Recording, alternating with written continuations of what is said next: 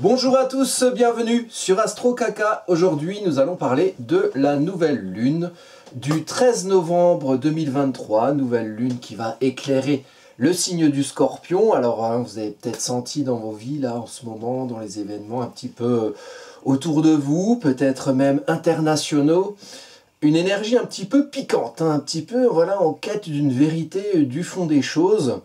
Peut-être qui, à l'heure actuelle, est un petit peu révélé donc au-delà de, on va dire, des heurts et des confrontations qui peuvent être révélées à nos yeux.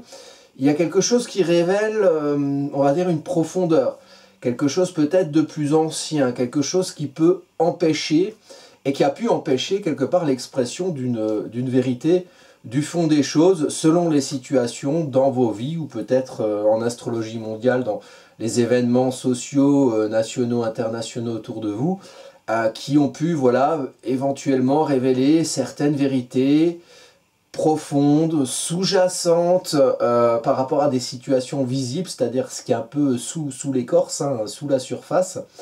Et ben, quand ces énergies un peu du sombre, du profond, du lointain sous-jacent plutonien, Pluton qui est quand même le dieu des enfers, hein.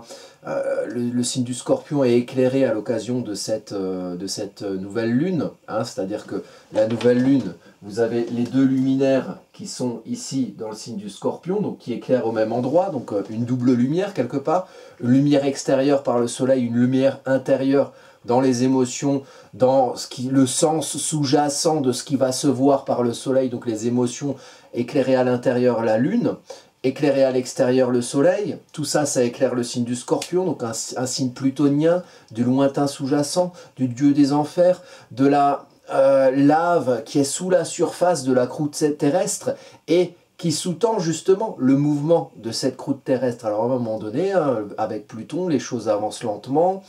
Pluton, là où Pluton passe, tout trépasse. Pluton détruit, déstructure pour restructurer. Là où Pluton passe, tout trépasse, mais lentement. Donc les plaques, elles bougent lentement, les plaques tectoniques qui génèrent les tremblements de terre quand elles sont en mouvement. Donc à un moment donné, dans le monde, dans la vie, dans vos vies, dans les événements autour de vous, il y a des moments où il y a des tremblements de terre.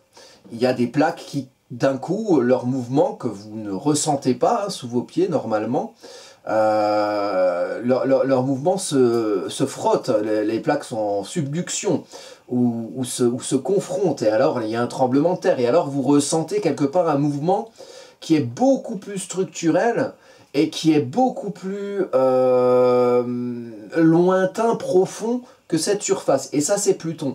Et dans le Scorpion, il y a 2 mètres. Il y a Pluton, qui va être ici sur cette carte matérialisée, là, en fin du signe du Capricorne.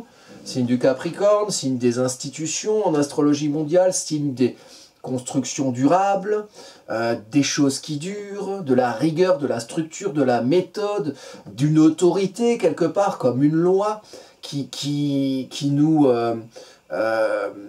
dirige, qui nous gouverne quelque part. Alors est-ce que c'est nous qui pouvons nous saisir de notre gouvernail dans nos petites barques personnelles et qui pouvons nous gouverner? Est-ce que c'est des choses plus anciennes, une réalité concrète qui est autour de nous, qui nous gouverne? Pluton en Capricorne, c'est finalement dans le signe de la structure saturnienne, du Capricorne, puisque Saturne maîtrise le Capricorne. Pluton déstructure pour restructurer autre chose. Avec Pluton, on meurt à quelque chose pour renaître à autre chose. Donc il y a un élément de transformation, d'alchimie, dans le signe concret et structuré du Capricorne. Donc la rigueur, la méthode, les constructions anciennes sont remises en question.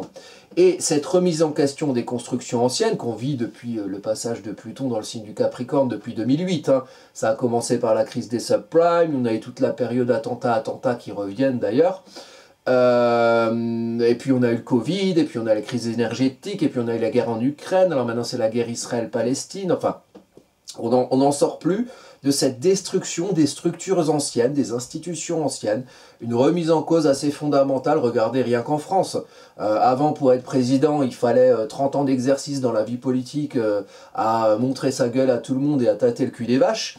Aujourd'hui, il suffit d'avoir de bons amis, dans les médias, et puis on peut devenir président sans que, peut-être juste 5 ans avant, personne n'ait vu sa gueule. Voilà, donc là je parle évidemment de ce cher Emmanuel Macron qui a paru fou, comme une météorite, voilà, et puis qui maintenant est président depuis un moment de la France. Mais c'était quelqu'un qu'on ne connaissait pas, et c'est pas habituel, puisqu'avant, je sais pas, vous regardez Chirac, hein, il a été président après, je sais pas moi, 30 ans de vie politique, pareil pour Mitterrand, pareil pour Sarkozy, pareil pour Hollande, voilà. On a maintenant un changement finalement de la représentation de la règle aussi, par l'intermédiaire, par exemple en France, du président de la République, qui visiblement arrive sous d'autres...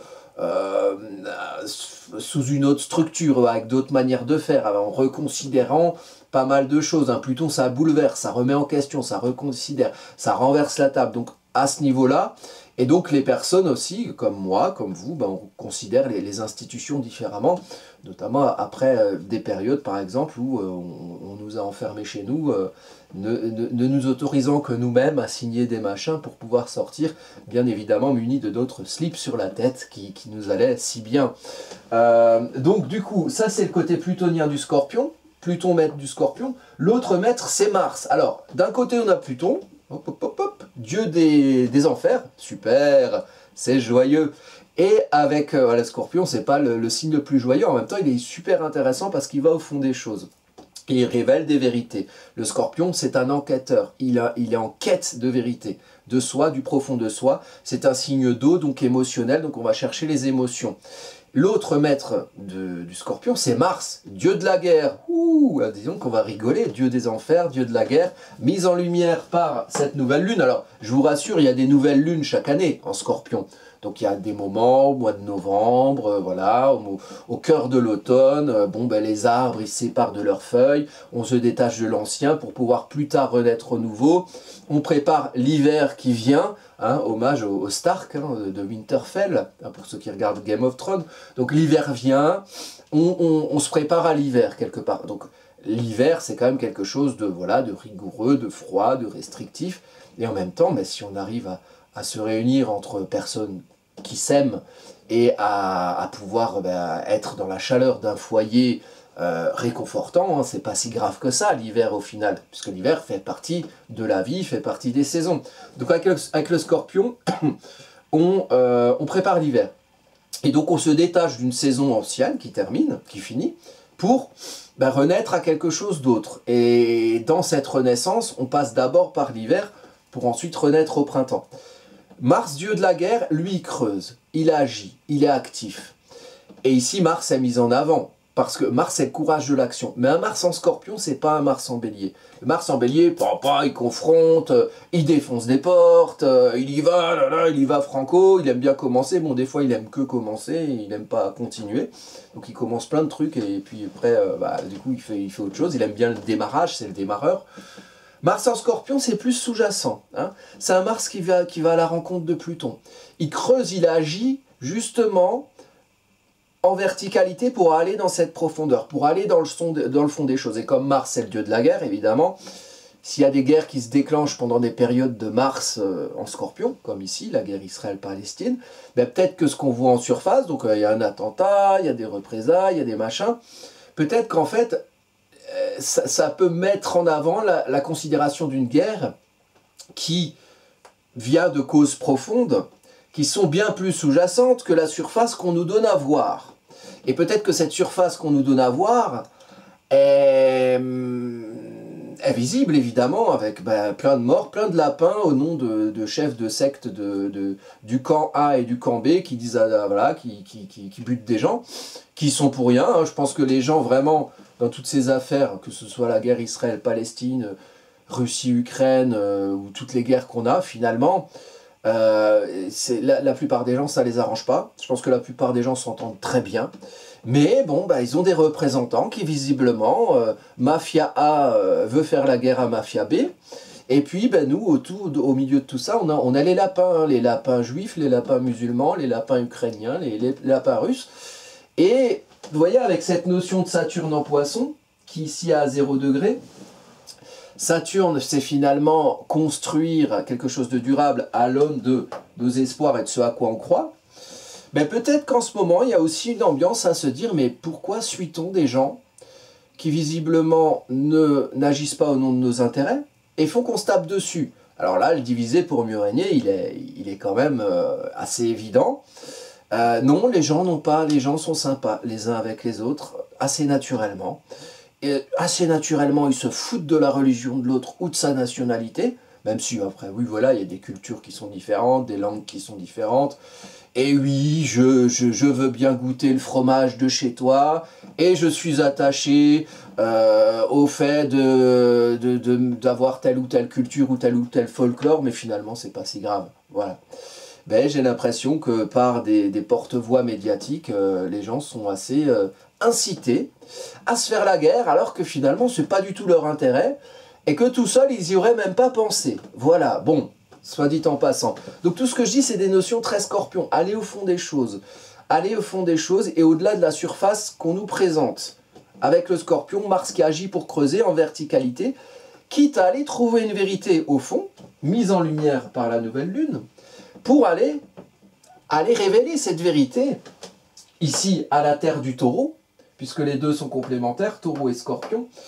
Dans l'axe des possessions, le scorpion possède les émotions, le taureau possède la matérialité. Et c'est grâce à la matérialité qu'on a la force de tirer cette vérité et lui faire voir le soleil, tirer la vérité du fond de nos puits émotionnels, pour aller faire voir le soleil à la vérité dans la terre qu'on travaille matériellement, concrètement en taureau. Et ici, dans la terre taureau, on a Jupiter, qui est le maître d'ascendant, puisque c'est un ascendant sagittaire avec part de fortune, et on a Uranus. Uranus en taureau, en chute en taureau, il fait chier le taureau, Uranus, parce qu'il met le vent des tempêtes, il oblige le taureau à changer de précaré, mais en même temps, il l'oblige à valoriser son individualité, la manière dont il se comprend, la manière dont il se distingue parmi toutes les autres individualités, et dont il fait valoir finalement qui il est, et comment il comprend qui il est. Donc comment mettre en valeur son individualité, ici avec Jupiter, en prenant sa place, et Jupiter rétrograde, en comprenant quelle place on veut prendre, et quel pouvoir on veut prendre, pour finalement se sécuriser avec le taureau, s'ancrer dans ce qu'on affirme, maison 5, donc se sentir en sécurité avec le fait de s'affirmer et d'affirmer son individualité au travers d'une évolution et finalement transcender cette énergie d'Uranus en chute en taureau en étant en sécurité dans le fait de se comprendre, dans le fait de s'affirmer et dans le fait de faire valoir finalement son individualité, donc comprendre finalement qu'est-ce qu'on est, qu'est-ce qu'on a envie de faire et comment on veut se mettre en valeur, et qu'est-ce qu'on a envie d'affirmer de nous pour être en sécurité dans cette mise en valeur. Donc, il y a quelque chose qui inspire le changement dans ce concret, dans cette force taureau, qui va amener peut-être cette vérité du scorpion qu'on cherche au fond de nous à aller être révélée, et finalement à permettre que nos situations concrètes taureau, et ce qu'on veut affirmer concrètement de nous et de ce qu'on a compris être, hein, donc, que cette terre-là concrète qu'on travaille soit irriguée de la vérité qu'on a été chercher au fond de soi. Et là, c'est intéressant parce que la vérité qu'on cherche au fond de nous, elle est en maison 12, ici, en maison 12, en scorpion, et elle est éclairée par le soleil et par la lune. Donc on voit dehors, on voit dedans, on voit le scorpion, on cherche une vérité profonde, et en maison 12, dans la vie intérieure, domaine de la vie intérieure, domaine de la psyché, domaine de l'inconscient qui du coup est éclairé, et donc est vachement plus conscient. Donc il y a une quête comme ça, alors ça c'est, le scorpion c'est le 13 novembre 2023, donc c'est la nouvelle lune, c'est le lundi 13 novembre 2023, il y a cette nouvelle lune en scorpion, elle va régir la période du lundi 13 novembre 2023 jusqu'à 14 jours après, ce qui va nous amener relativement aux alentours du 27-28 novembre. Bon, dans cette période-là, on sera collectivement capable de mettre la lumière en nous, dans nos émotions, à chercher à voir quelque part une vérité de nos émotions, de ce qu'on veut montrer avec le soleil, de ce qu'on est à l'intérieur, finalement peut-être pour construire un changement, je vais essayer de remettre les ronds d'équerre, pour construire un changement concret, une évolution concrète qui nous représente mieux. Uranus, c'est la révolution individuelle. Donc ici, une mise en lumière de cette énergie scorpion, agissante, avec Mars. Mars en maison 12, avec les deux luminaires, Soleil et Lune, il creuse. Les Mars, si vous avez ça par exemple dans votre thème natal, un Mars en maison 12, ça veut dire qu'il faut agir sur vous. Il faut agir sur vous, il faut creuser, il faut avoir le courage de l'action, ici en Scorpion, pour révéler des vérités de vous et de vos émotions, maison 12 qui sous-tendent ce que vous allez faire naître par vous. Alors ce qui est intéressant aussi ici, c'est qu'on a Mercure qui est juste là, le petit diablotin violet, qui est en maison 12 du côté du Sagittaire. Le lien entre le Scorpion et le Sagittaire, c'est que finalement en Scorpion, c'est l'eau fixe, l'eau qui s'arrête, donc l'origine de l'eau c'est le Cancer, l'eau c'est les émotions, le sens qu'on donne aux choses, hein, l'origine dans le foyer, on est enfant, on développe ses émotions, l'origine des émotions, du sens qu'on donne aux choses, influencé par la famille, le cocon, d'où on vient, ça c'est le Cancer. Poup, poup, poup, poup, l'eau elle coule, et tac, elle s'arrête derrière un rocher, elle s'arrête dans un marais, elle s'arrête au fond d'un puits, et elle se trouble. Pourquoi elle se trouble? Qu'est-ce qui l'empêche d'avancer? Et donc là, il faut aller comprendre. Il faut aller comprendre des vérités sombres du Scorpion. Donc finalement, peut-être un rapport dominant-dominé qui nous empêche de nous développer émotionnellement. Peut-être que c'est des choses de l'ordre des manipulations sous-jacentes, peut-être que c'est même nos peurs et nos habitudes et nos schémas émotionnels enfermants qui font que nos émotions et que l'eau s'arrête de couler. Donc il faut comprendre ça et il faut embrasser quelque part cette vérité du fond de nous qui juxtapose notre nature profonde, qui on est au fond, ce qu'on a envie de faire et ce qui nous empêche. Et ce qui nous empêche va faire partie aussi de nos histoires, de notre histoire personnelle, de notre expérience personnelle et de l'histoire du développement de notre vie émotionnelle et du sens qu'on donne aux choses. Et ça, il faut l'accepter. On a tous du Scorpion dans notre thème et ici, il est mis en lumière. Scorpion maison 12, ce qui a pu nous empêcher dans nos émotions, ce qui a pu empêcher l'eau de couler et finalement faire que les marasmes du Scorpion, donc les marais, l'eau qui est trouble, voilà, aller creuser, aller enquêter là-dedans, aller enquêter dans ce qui sous-tend maison 12, ce qu'on va faire naître à l'ascendant. En Sagittaire. Et le Sagittaire, lui, justement, il part de ce marasme Scorpion, ok, on a été chercher au fond de soi ce qui a pu, à un moment donné, nous empêcher, et puis, on agit, avec signe de feu du Sagittaire, on agit pour aller au-delà, au-delà de certains schémas, de certains conditionnements enfermants, conditionnements culturels, éducationnels, sociaux, conditionnements autres, qu'est-ce qui a pu nous empêcher, et finalement, comment on a envie d'agir pour viser au-delà de certaines de ces barrières enfermantes. Et ça, c'est ce qui naît de nous, collectivement, dans cette période de nouvelle lune en Scorpion du lundi 13 novembre 2023. Donc, ce qui naît de nous, finalement, c'est une action. On creuse en nous, ça c'est entre vous et vous. Les autres ne le voient pas forcément. Mais c'est ça qui va sous-tendre, quelque part, ce que vous allez faire. Et ce que vous allez montrer, ce que vous allez représenter en termes d'identité, en termes de personnalité, ce que vous allez voir de vous, ce que les autres vont voir de vous, au sens de l'identité sociale de la maison 1. Donc là, on va être dans l'action. On va être dans l'action avec un maître d'ascendant. Alors, la naissance Sagittaire, donc c'est un apprentissage Sagittaire, donc c'est finalement réussir à se construire soi dans cette période en développant, en agissant au nom de sa propre église. Et avec l'ascendant, c'est toujours un apprentissage, donc on peut aussi rencontrer les églises des autres. Je parlais des religions tout à l'heure. Les églises des autres, c'est pas forcément une religion d'ailleurs, c'est finalement qu'est-ce qui vous représente, quelle morale, quel dogme, comment vous avez envie d'agir au nom de ce en quoi vous croyez. La source de la religion, la foi, c'est le poisson. Il y a Saturne. On a envie de construire quelque chose auquel on croit. Pour cela, il faut agir. Donc il faut créer une église qui va représenter cette foi. Et cette église, c'est vous. Qui vous êtes, qu'est-ce qui naît par vous, qu'est-ce que vous représentez, qu'est-ce que vous voyez de vous, qu'est-ce que les autres voient de vous. Comment vous faites valoir votre église et peut-être comment vous rencontrez autour de vous d'autres églises qui peuvent agir sur vous avec dogmatisme, avec moralisme, qui vous disent finalement la loi c'est comme ça, il faut faire ci, il faut faire ça, la morale c'est comme ça, et puis si tu suis pas ça, t'es amoral, et puis t'es un méchant, et puis machin, non. Alors, votre église peut correspondre à d'autres églises, hein. Votre morale peut correspondre à d'autres morales communes, mais c'est à vous de la choisir. Et elle doit vous représenter vous quelque part. Et alors, Pâques, flèche du Sagittaire, on concentre son énergie active pour viser au-delà justement de ce qui a pu nous empêcher de nous comprendre et de nous faire comprendre au nom de notre propre église. Et donc, où est-ce qu'on peut viser ici? Une compréhension de la place qu'on prend et de la place qu'on affirme. S'affirmer, être en sécurité avec ce qu'on affirme de nous, avec ce qu'on enfante de nous, avec ce qu'on crée de nous, ce qu'on enfante concrètement de nous. Donc, il y a l'idée de finalement, qu'est-ce qu'on doit être dans cette période? Qu'est-ce qu'on doit? Vous faites ce que vous voulez. C'est ce que dit cette carte, si vous voulez. Après, voilà, prenez avec beaucoup de guillemets ce que je dis.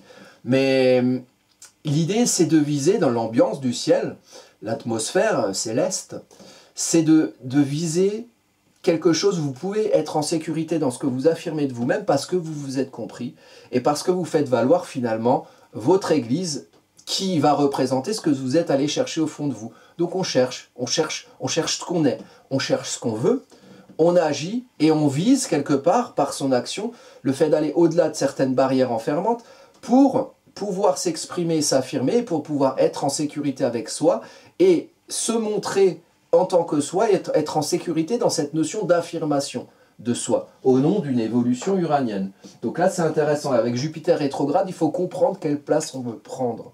Quelle place on veut prendre. Son énergie d'expansion, finalement, est un peu retenue, parce que Jupiter exagère souvent. Il prend toute la place et la liberté des uns s'arrête ou commence celle des autres. Donc, l'idée, c'est de réfléchir à quelle place on veut prendre pour vraiment être en sécurité avec ce qu'on affirme de soi, sans faire chier les autres autour, non plus, en prenant trop de place, en exagérant avec cette notion jupitérienne, non, et ne pas tomber dans le dogmatisme qu'on a pu subir des autres, et le moralisme, ne pas le faire subir de soi aux autres, quelque part. On est allé chercher une vérité au fond de soi, en maison 12, avec Mars qui creuse, on l'a vu avec la lumière de la lune et du soleil, donc on est content de sa trouvaille, on a envie de s'exprimer au nom de cette trouvaille-là, au nom de cette vérité personnelle, on a envie d'agir au nom de son église. C'est super, mais il y a d'autres personnes qui ont peut-être d'autres églises, qui ont peut-être aussi leur place à prendre, ça vaut pour tout le monde, ce que je dis, pas que pour vous. Donc forcément les gens vont être aussi vont être influencés du moins à être dans cette énergie d'expansion pour prendre leur place. Ce qui est plutôt bienveillant, c'est qu'on est en taureau. Le taureau, c'est un paradigme, c'est un champ, un précaré, où on est bien, où on cherche son bien-être, à être affable, à être fiable, à travailler sa terre, mais dans quelque chose de vénusien. Donc c'est pas quelque chose qui doit faire la guerre. C'est quelque chose, on vise avec le Sagittaire, à faire valoir son église pour se sentir bien et se sentir en sécurité. Alors évidemment, celui qui rentre dans le champ du taureau et qui vient l'emmerder, à piquer le cul du taureau, il est gentil le taureau, on lui pique le cul une fois, on lui pique le cul deux fois, au bout d'un moment, il va te piétiner avec toute sa force d'inertie, tout son poids, hein, comme un tank, et voilà, donc à un moment donné, il faut aussi faire valoir la place que vous devez prendre pour affirmer finalement ce que vous avez compris être. Et bon, évidemment, le taureau, il peut être gentil, mais jusqu'à un certain point. Voilà. Donc, il y avait des figures que j'avais vues dans Star. Oui, juste une dernière chose, Mercure en maison 12 en Sagittaire, ça c'est pas mal, parce qu'au-delà de ce qu'on va chercher au fond de nous en Scorpion, Mercure comprend, il rationalise, il intellectualise, et puis il peut diffuser aussi. Et ça permet à Mercure en maison 12 de bien comprendre, bien rationaliser, avoir le recul du mental pour comprendre finalement ce qu'on vise. Où est-ce qu'on souhaite concentrer son action pour être bien en soi, dans ce qu'on affirme de soi, dans ce qu'on enfante de soi. Comment on concentre son énergie active et finalement qu'est-ce qu'on vise. Parce que les émotions c'est bien beau, mais si on ne les rationalise pas, on a du mal à en faire quoi que ce soit. Donc Mercure ici réfléchit. Et c'est un Mercure Sagittaire, donc c'est un Mercure qui comprend et qui diffuse. Et qui diffuse un message. Et ici le message il est tourné vers vous. Donc ça permet quelque part d'éclairer les vérités du fond de vous, éventuellement de ce qui peut vous empêcher, pour comprendre comment agir. Voilà. Comprendre comment agir pour aller au-delà. Donc ça c'est super, avec un ascendant par de fortune, des circonstances favorables pour faire naître finalement une action de votre part qui agisse au nom de sa propre église pour viser un Jupiter en taureau en maison 5, prendre sa place dans un certain bien-être, fruit d'une évolution uranienne. Donc ça c'est pas mal. Alors ensuite au niveau des aspects, qu'est-ce qu'on a? Moi j'en ai vu un beau, un beau, il est chiant, hein, voilà. Mais on est dans le Scorpion, donc on y va, on creuse, on ose y aller, on ose aller dans l'ombre.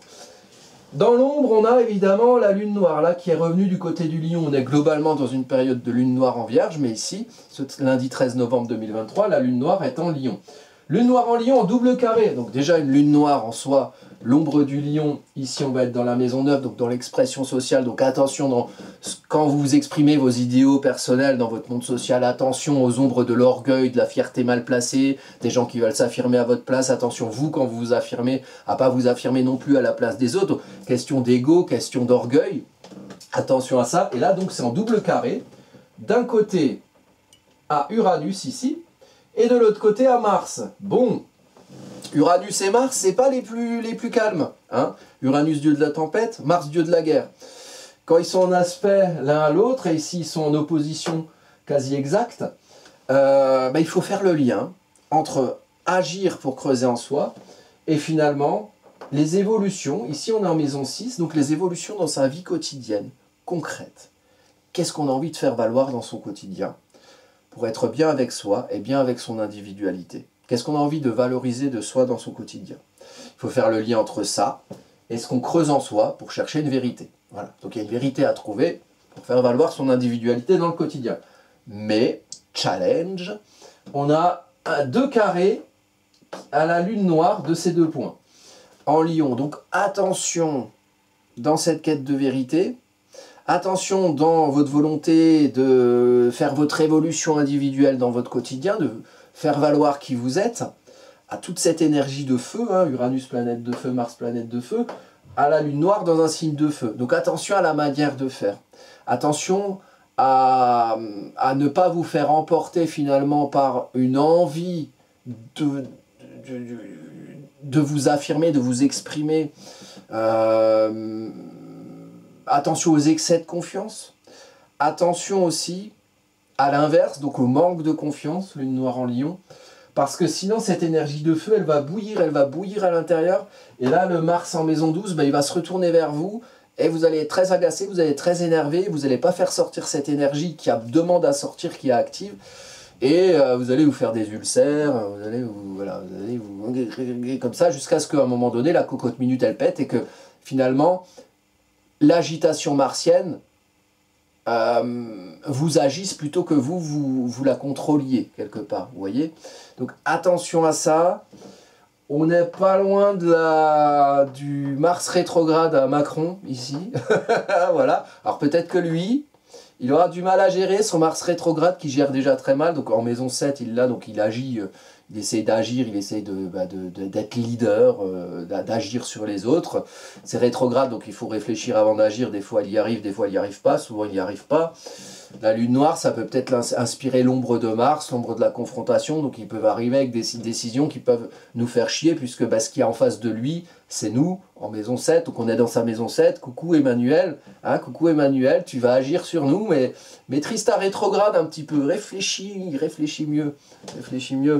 Et voilà, sinon après on finit par scier la branche sur laquelle on est assis, et c'est pas bon pour tout le monde.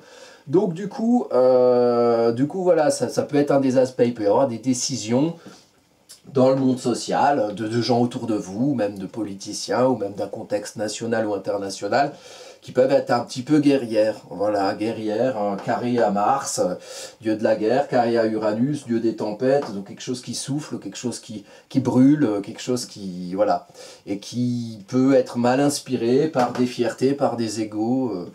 Donc voilà, attention aussi à ce niveau-là, à la période, il n'est pas hyper cool ce double carré à la lune noire. Dans vos vies personnelles, essayez de le gérer au mieux. Et après, évidemment, sur vos thèmes natals, vous regardez, hein, est-ce que vous avez des planètes aux alentours de 18 degrés du Sagittaire ou à 18 degrés dans un autre signe, qui peuvent être en carré, en trigone. Qu'est-ce que vous avez aux alentours de 20-22 degrés ici en Scorpion, ou 20-22 degrés dans d'autres signes de votre thème, qui vont être du coup en aspect à cette nouvelle lune. Ça va être des points importants. Et puis il y a les 2 mètres, Mars, 22 degrés du Scorpion, les 2 mètres de la nouvelle lune qui est le sujet de cette carte. Mars et Pluton, 28 degrés du Capricorne. Donc vous regardez par rapport à cette carte sur votre thème natal, qu'est-ce que ça donne et comment ça peut agir sur vous éventuellement. Voilà. Et si vous voulez vous amuser, vous regardez le thème à Macron, vous regardez le thème aux personnages importants, vous pourrez regarder, j'en sais rien, Netanyahou, je sais pas, j'ai pas de thème de ceux qui représentent le Hamas, ou vous regardez, bon, visiblement la guerre en Ukraine, c'est passé de mode, là ils en parlent plus. Voilà, vous regardez ce qui se passe, ou même les moments où il y a des décisions qui sont prises, des décisions politiques, genre telle ou telle arnaque en plus, ou tel truc que vous payez plus cher parce que ça a été décidé pour votre bien, enfin des choses comme ça. Voilà, vous pouvez regarder, et puis ça peut toujours renseigner. Dernier point dont j'ai pas parlé, On a quand même ici une belle Vénus dans le signe de la Balance. Je ferai peut-être une vidéo qui concerne ça. Vénus en signe de la Balance, c'est une Vénus en domicile. C'est une Vénus qui a une belle capacité de séduction, donc attention à ça aussi. C'est une Vénus qui met en avant, qui met en valeur les équilibres des uns et des autres. Du moins là, c'est quelque chose qui est affiché, qui est en culmination de thème. On a aussi Junon qui est en culmination de thème en Vierge. Donc on comprend un petit peu, le Junon c'est le couple, le lien aux autres, les attaches, les attachements, les gens avec qui on fait des choses, le couple notamment. Donc comprendre les liens qu'on a avec les autres, les analyser, peut-être faire le tri, le bon grain de livret, pour mettre en avant, mettre en valeur les équilibres du moi et du nous, du moi et du nous, de la vie relationnelle, des relations entre personnes, notamment sociales. Donc ça c'est peut-être quelque chose qui va être mis en avant. Mais bon, il y a quand même une lune noire en maison 9, en double carré à Mars et à Uranus, donc on peut raconter de belles histoires pour dire que ouh là c'est séduisant, je veux un monde meilleur, mais il faut faire la guerre, comme ça le monde sera meilleur. Bon, c'est un peu ça, Vénus en Balance, c'est un bon positionnement pour Vénus, mais ça peut aussi vous la mettre à l'envers un petit peu, parce que grosse capacité de séduction aussi. Voilà, séduction pour rétablir la justice, puisque la Balance c'est le signe de la justice, donc voilà, peut-être des lunes noires mal inspirées en Lion, orgueil, pour faire valoir la justice, la justice vénusienne. Voilà, là, je fais la guerre pour que les choses soient enfin justes, vous voyez. Voilà, c'est alors mourir pour des idées, mais de mort lente. En plus, il y a un ascendant qui est très dogmatique, Sagittaire. Bon, on va pouvoir vous en raconter des histoires, essayer de bien comprendre au fond de vous à quoi vous adhérez vous, sans être les photocopieuses de personnes qui peuvent vous séduire à croire en des équilibres qui finalement représentent plus des problèmes d'orgueil qu'autre chose. Donc voilà, centrez-vous déjà sur vous, votre maison 12, la lune elle éclaire la maison 12, donc votre vérité à vous, la vérité de votre histoire. Votre nature profonde, qu'est-ce qui a pu l'empêcher, qu'est-ce qui a pu l'empêcher de couler, pour ensuite agir. C'est dans cet ordre-là. Creuser en soi et ensuite on voit. Hein, on fait valoir les églises qu'on veut. Le but c'est quand même quelque part aussi de représenter un bien-être avec les autres dans son monde social et aussi de prendre sa place en taureau, au signe vénusien, en valorisant finalement, en prenant sa place au nom de ce qu'on veut affirmer, en trouvant une sécurité dans une affirmation personnelle, puisqu'on a bien compris qui on était, en allant creuser une vérité au fond de soi, Scorpion.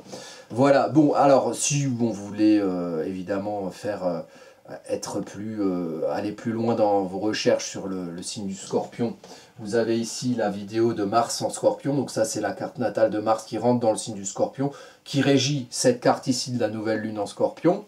Et puis, sinon, vous avez évidemment le site Astro Kaka, si vous voulez faire votre thème, voir comment finalement va agir cette période Scorpion sur votre thème à vous, thème natal, transit, il y a des prestations qui sont là, vous cliquez dessus, où il y a des consultations, il y a des cours d'astro, il y a plein de choses, donc allez visiter si jamais ça vous intéresse. Et puis évidemment, ici je suis disponible sur les commentaires, hein, vous en faites plein, je vous remercie, c'est toujours très sympa d'échanger.